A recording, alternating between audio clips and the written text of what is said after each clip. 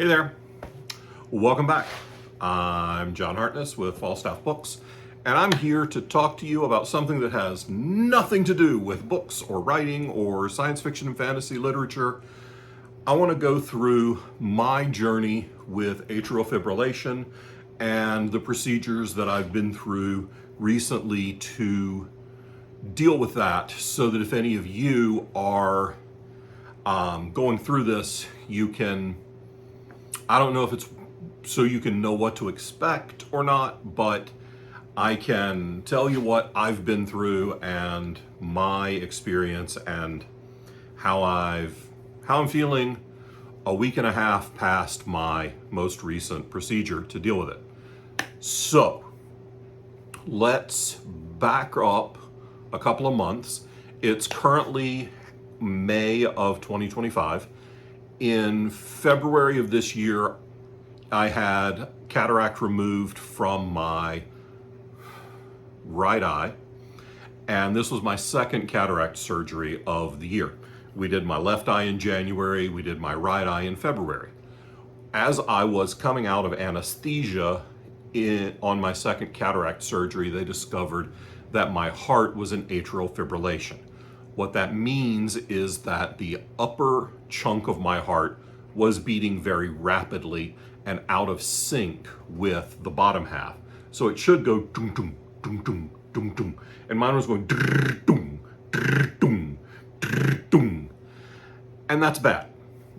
It makes the heart be very inefficient. It leads to fatigue, but most concerning to my doctors is that it can lead to blood clots, because not all of the blood is getting evacuated from the heart into the veins or arteries, and it can build up clots there, and then you can throw a clot and have a stroke. I'd rather not have a stroke if given the option. So in March, I underwent a dual procedure called a transesophageal echocardiogram, followed by a cardioversion. That means that they put me into what they call light sedation. And look, I don't know about y'all, but anytime they've told me that I'm going to be in a twilight state, I'm out. I'm slap out, have had no idea what was going on in the world. I've been out.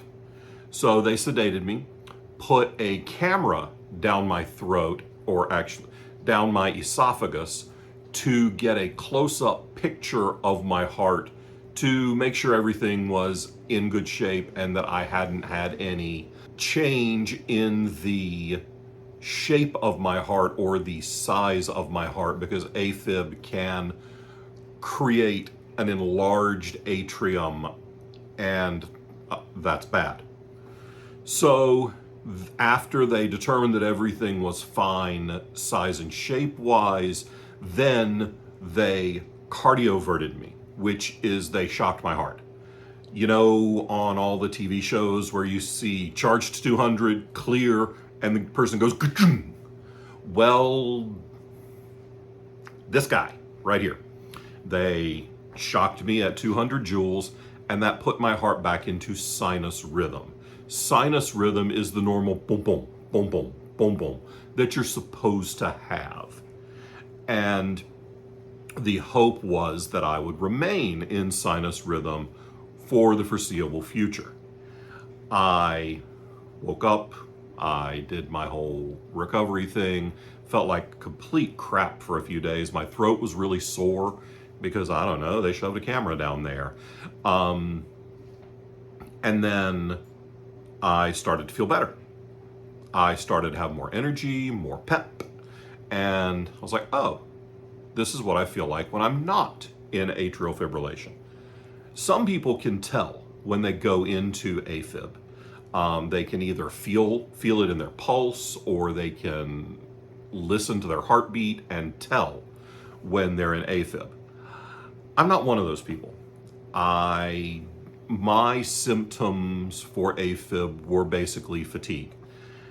And let's face it, I'm 51, I'm overweight, and I work a lot, and I suffer from major depressive disorder, So me being fatigued usually is just a Tuesday. That's kind of my normal state. So I don't know when I'm in AFib, but I could sure tell that I was out of it for about a week. Then I noticed I was really tired again, without any good reason. And then I had a follow-up appointment with my cardiologist, who said, "Hey, look, you're back in AFib." And I said, "Okay, well, what does that mean?" And they said, "Well, this means we're going to do a cardiac ablation." And I said, "Okay, that's awesome. What does that mean?" Now, there has been a progression over the years in the technology for cardiac ablation. From what I understand, and this is me talking with my cardiologist one time and 10 minutes of research. So, used to be there were two ways to do a cardiac ablation, and either they would they cut a hole in your leg, in your groin, and thread a line up through there into your heart. And the old way was they would send a balloon up there and inflate the balloon, and using cold, freeze parts of the inside of your heart. The reason they do this is to create scar tissue, because apparently one of the things that makes AFib happen is sending erroneous electrical signals from one place to another inside the heart, and this scar tissue doesn't allow those electrical signals to pass. So they would freeze pieces of your heart to stop allowing those electrical signals to pass. This had some increased risk of, freezing too much of your heart, and I don't know, freezing the wrong thing or doing bad. I didn't look into the risks because they weren't going to do that with me. The other way that they still do in some places, in a lot of places, and have done for a long time, is they use heat. So they burn pieces of the inside of your heart. Yes, this was terrifying to hear. You're going to stick a coat hanger in my heart and burn it from the inside. Okay. Miracles of modern friggin' medicine. There are risks with that. Sometimes the heat can transfer and damage the esophagus. Sometimes they could burn a hole in the heart. I think the technical term for that is a really bad thing. But that's also not what they were going to do to me. My doctor at Novant Presbyterian in Charlotte was quite excited, because just at the beginning of this year, in January of 2025, they got a new operating room for cardiac ablations to perform a new type of ablation that apparently only received FDA approval in 2024. And this is called a pulsed field cardiac ablation. And this time, they cut a hole in my groin, threaded a line up into my heart, and used very targeted electrical shock to create scar tissue inside my heart to stop the erroneous electrical impulses. Yes, I do see the irony in electrocuting my heart to stop electrical impulses from going from one place to the other. I completely see the irony. So the pulsed field ablation, from what I understand, is a shorter procedure. It takes about an hour less time. It takes less recovery time. It frequently does not require an overnight stay in the hospital. And the recovery is apparently significantly smoother than the old types of ablation. I have no basis for comparison because I've never had this done any other way. So a week and a half ago, I guess that would make it the 29th of April, thereabouts, the very tail end of April, I went in to have a pulsed field cardiac ablation, and they fully sedated me and cut a hole in my leg and ran a coat hanger up into my heart, and they shocked me from the inside out. I was not aware of any of this at the time because they sedated me. I'm really glad, because I think I probably would have freaked out on multiple occasions. I also don't think you can responsibly do that to somebody while they're awake. I'm a sci-fi fantasy writer, and if I were to write that while someone was awake, that would be a horror novel. So after the procedure, I then had to endure the most painful part of the procedure. It wasn't the sedation, it wasn't the recovery. It was lying in a hospital bed for 4 hours flat. I couldn't lift my head. Wasn't allowed to lift my head, couldn't sit up, couldn't move, had to lay flat because the repair that they made on my vein had to set. They did not use stitches, they used a medical glue, and it needed to set. So I had to be very, very still and had to lay flat so as not to put any undue pressure on the vein in my leg during this period of time. And that was not just crazy making because I couldn't move and I couldn't read, I couldn't watch TV. I just had to lay there. It was also very painful.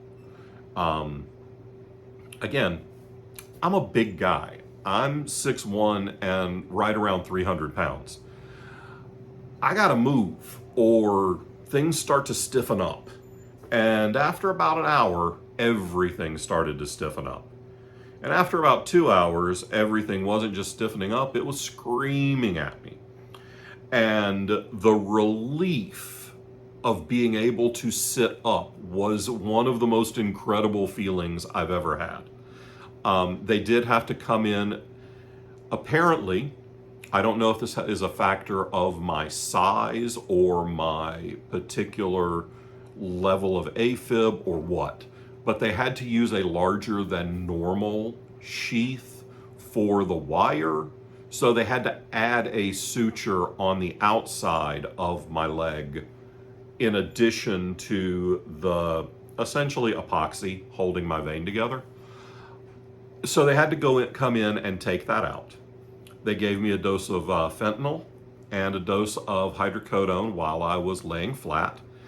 And honestly, it did nothing for me. Maybe I would have been in a lot worse pain had I not had that, but crap, that part really hurt. That was the worst part of the whole thing. That and the shaving. I'm not a terribly hairy man. I mean, I have a normal 50-year-old guy amount of hair, but they had to shave me from my neck to my knees, y'all. And I mentioned I'm fat, right? I swear to God, I look like a butterball turkey right now. It's awful. And I've gotten tattoos. So, I mean, you have to shave your arms to get your arms tattooed. I have a tattoo on one of my legs. We had to shave a leg. This is worse. Also, the last time I had that many people see my junk in one day, I was a life drawing model in college, and I was literally half the man I am today. So that was awkward. I think in 17 states, Wanda, my nurse, and I are married now. But I went home the same day. I went through recovery. I laid there for 4 hours of excruciating boredom and exceptional pain. But then I got up and I walked to the bathroom and I was able to pee, no problem. I was able to get myself into the car. My leg was sore, but not too bad. My wife brought me home. We got Bojangles on the way. I ate Bojangles because holy crap, I was starving. It was like 4 p.m. at this point. And I hadn't had anything to eat since midnight the night before because, you can't eat after midnight if you're going to have surgery. And my surgery was scheduled for 10. Kudos to the people at Presbyterian Surgical because they were on it. We got there at 8. I was back in a room getting prepped by 8:15, and it wasn't much after 10. It was between 10 and 10:30 when they took me back to operate. So they were jamming. My team of nurses and doctors had me taken well care of. And the care that I received, I felt was exceptional. So I got home, ate my Bohanglis, and fell asleep in my recliner. Woke up and I had no prescription pain medication. I'm not allowed to take NSAIDs because part of the treatment for atrial fibrillation is I'm on blood thinners, and I'm on blood thinners for at least 3 months afterwards. So it was me and a bottle of Tylenol. And to be honest with you, I never needed more than that. My pain on the back side of this was very mild. I live in a split level house. You may be able to tell from the wood paneling in my den that our house was built in the 60s. So it's a 1960s split level, and the kitchen is not on the floor where I do most of my work. So I went up and downstairs that day to get myself food. Slept in my own bed that night. Woke up the next morning and spectacular bruising. I mean, truly impressive. Car crash, beat with a baseball bat bruising. And still practically no pain. My leg was sore, and there was some pain around the incision, but nothing worse than, my cats have scratched me and left me with that same amount of pain from a cut. Where they took the suture out, never hurt any more than a cat scratch. The challenge I personally ran into was that for most of the rest of the week, I couldn't really sit up comfortably for more than about 30 minutes at a time. So that was boring and problematic getting any work done. So I had to live in a recliner for most of a week. And I was on lifting restrictions for a week. I couldn't lift anything over 10 pounds for 7 days. I also have a 15-pound cat, so we had to be careful about Gandalf. Daisy, 1, is smaller, and 2, does not climb on me. Gandalf, well, he's a big boy, and he's a lovey himbo, so I had to be careful about letting Gandalf walk on my leg. So I hung out in a recliner for a week. My discomfort sitting upright gradually lessened.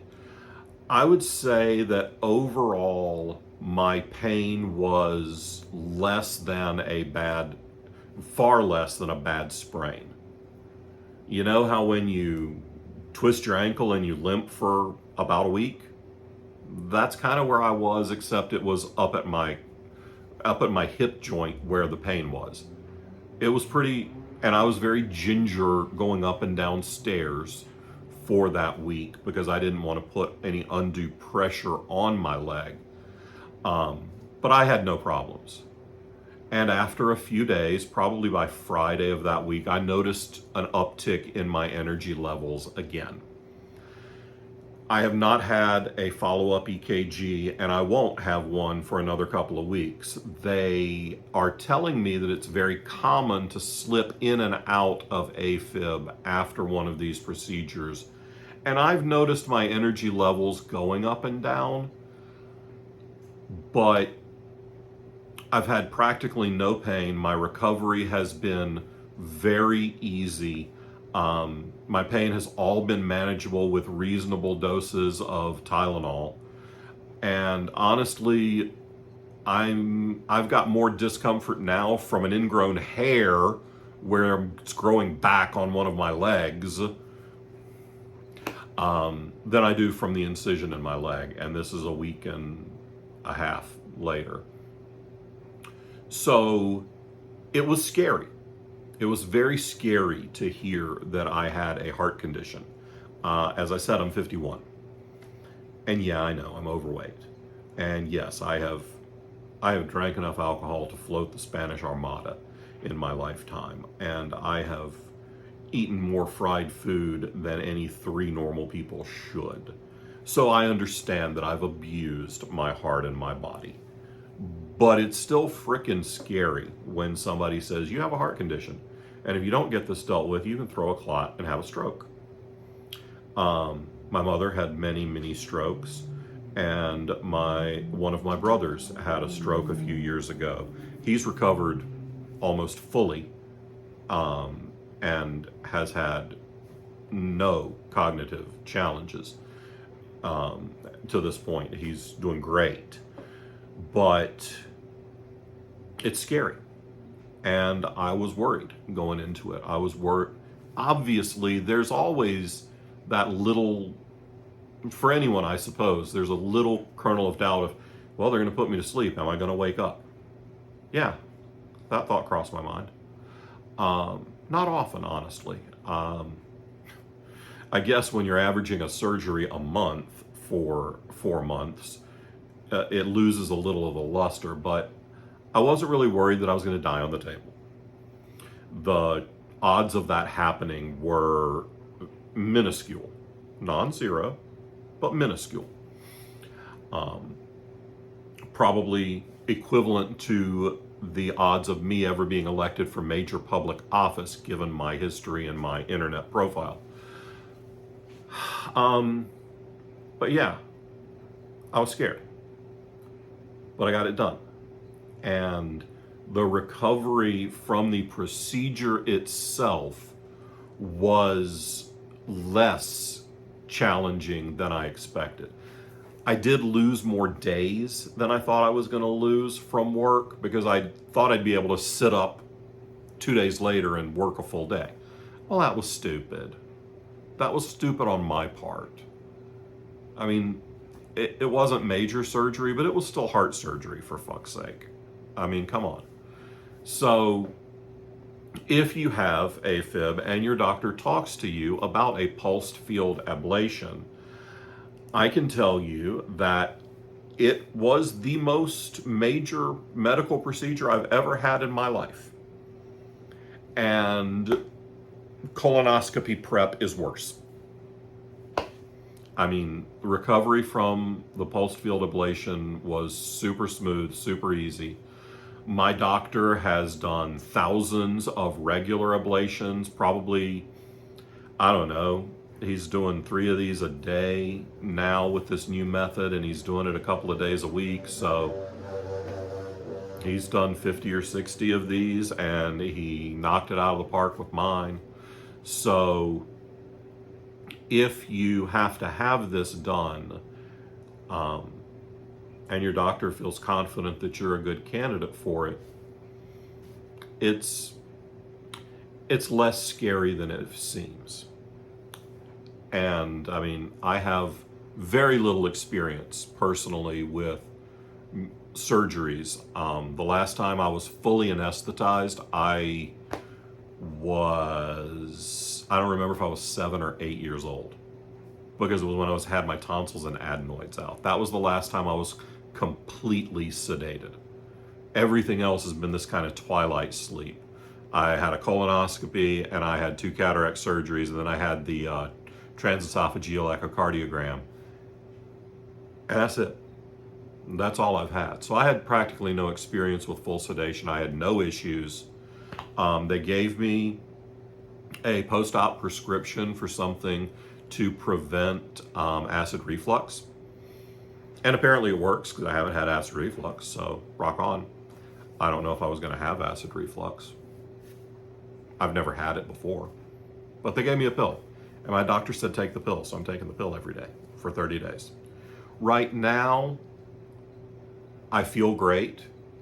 The only thing that's kind of annoying me is I have some tendon things going on in my wrist, which I believe probably stem from a fall a few years ago where I broke everything. And I can't get an MRI until I'm off blood thinners.